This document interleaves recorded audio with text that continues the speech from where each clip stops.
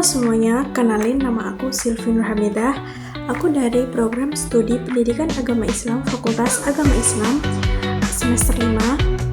Di sini aku membuat video untuk memenuhi tugas UTS dari mata kuliah pendekatan hybrid learning yang diajar oleh Bapak Arif Ardiansyah. Nah, di sini aku akan ngejelasin dari bab 1 sampai bab 6 mengenai dari yang dikirim Bapak Arif itu ada buku. Nah, di situ bukunya itu yang berjudul How to Design and Teach a Hybrid Course, yang artinya tuh cara merancang dan mengajar khusus hybrid. Nah, yang bab pertama itu ada untuk hybrid learning itu apa sih? Jadi pembelajaran hybrid learning itu gabungan antara pembelajaran tatap muka di kelas dan juga pembelajaran online. Jadi kayak tujuannya itu agar belajar lebih fleksibel, efisien, dan juga tetap efektif. Jadi kita bisa menggunakan pembelajaran tatap muka ataupun online. Jadi itu adalah gabungan. Itu yang dinamakan pembelajaran hybrid. Untuk ciri-ciri dari hybrid itu yang pertama ada menggabungkan dua sistem untuk mendapatkan keunggulan dari masing-masing. Nah, yang kedua, lebih fleksibel dan dapat disesuaikan dengan kebutuhan. Yang ketiga, biasanya lebih efisien dan modern.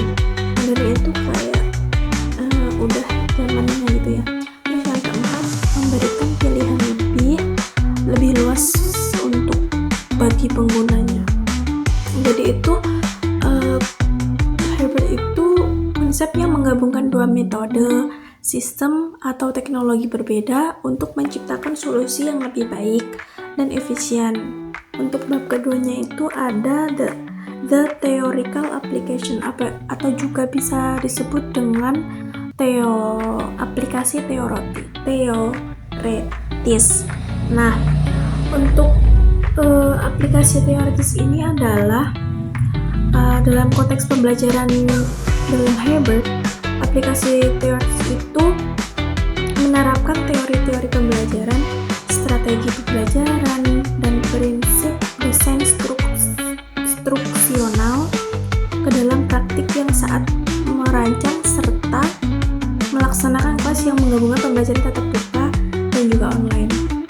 Nah, artinya itu teorinya itu tidak hanya dipahami tetapi juga digunakan sebagai dasar dalam memilih metode, media, dan aktivitas belajar yang efektif. Nah, untuk tujuan aplikasi teoritis ini, yang pertama itu menjadikan desain kursus hybrid lebih terarah dan efektif.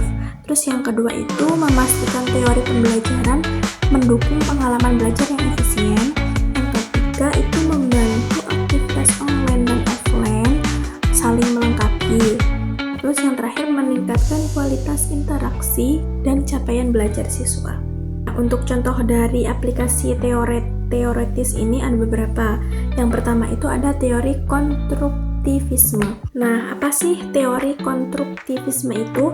Nah, teori konstruktivisme itu adalah diterapkan dengan memberi tugas berbasis proyek, dapat dilakukan dalam kolaborasi online maupun diskusi tatap muka. Jadi kayak kita bisa ngelakuin secara online juga bisa, secara tatap muka ketemu langsung itu juga bisa. Nah, yang kedua ada teori beban kognitif atau cognitive load, yaitu saat merancang materi online, guru menyederhanakan tampilan, membagi materi dalam modul kecil, dan menggunakan video singkat untuk menghindari beban berlebihan. Ketiga ada teori motivasi atau community of inquiry. Jadi itu memastikan ada interaksi guru siswa, guru ke siswa, siswa ke siswa, dan siswa ke materi, baik melalui diskusi kelas maupun forum online. Jadi bisa, dua-duanya bisa. Nah, untuk manfaat aplikasi teoritis ini, yang pertama itu pembelajaran menjadi lebih terstruktur dan bermakna.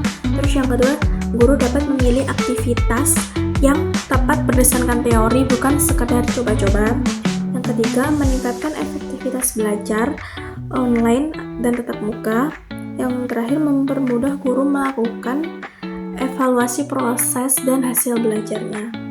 Jadi, aplikasi teoritis itu merancang dan mengajar khusus hybrid itu proses menghubungkan teori pembelajaran dengan praktik nyata. Jadi praktik digabungkan jadi tuh kayak teori, habis itu digabungkan dengan praktik nyata, kayak praktik beneran gitu ya. Dengan menerapkan teori secara tepat, guru dapat menciptakan pembelajaran hidup lebih efisien, interaktif, dan sesuai kebutuhan peserta didik. Nah, untuk yang di bab 3 ini ada experiential learning atau juga bisa disebut dengan pembelajaran berdasarkan pengalaman. Nah, jadi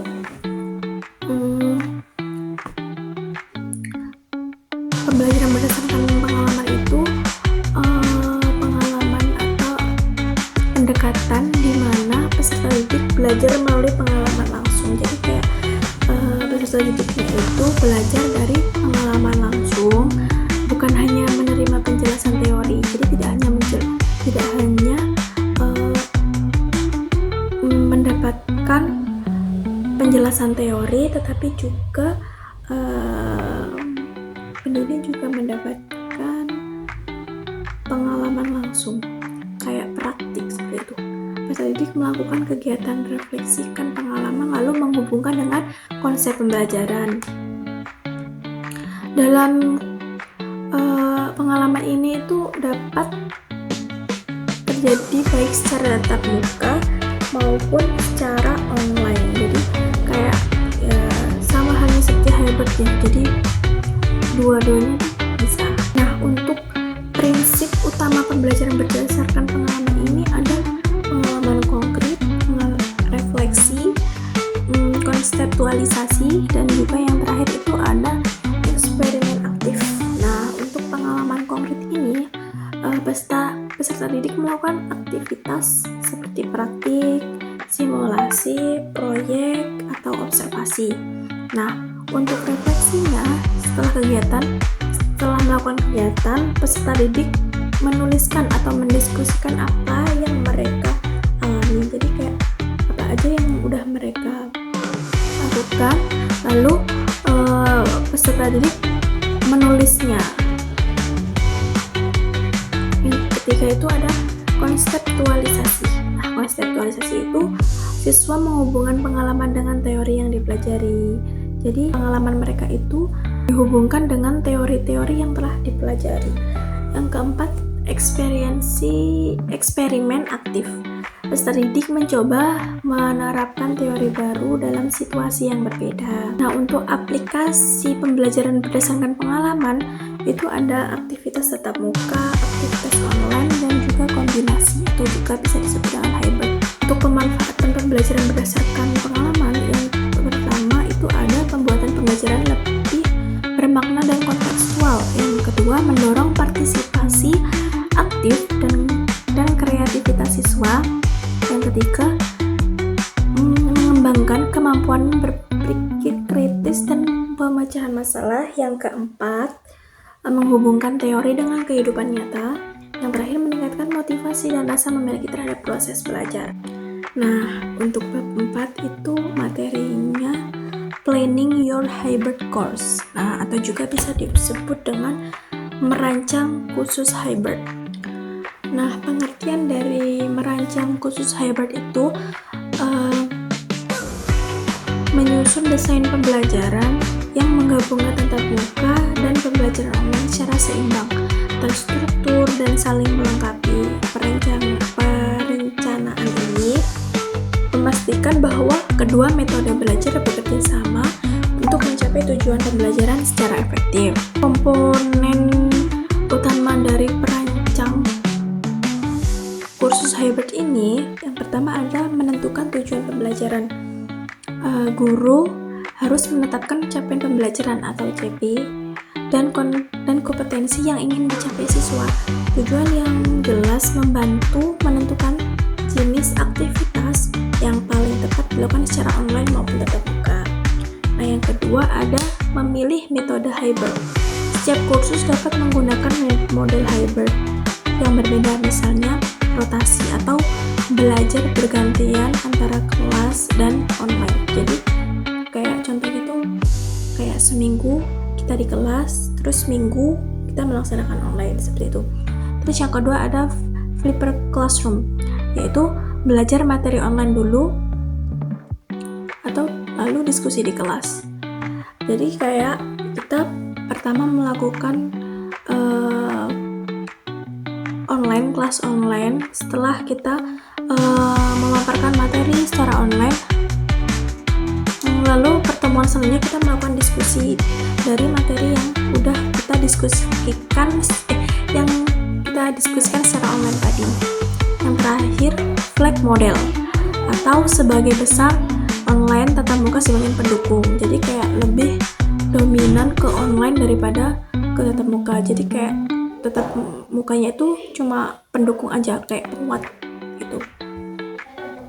Terus ada membagi aktivitas online dan tatap muka, video pembelajaran, kuis digital, terus diskusi forum atau pengumpulan tugas.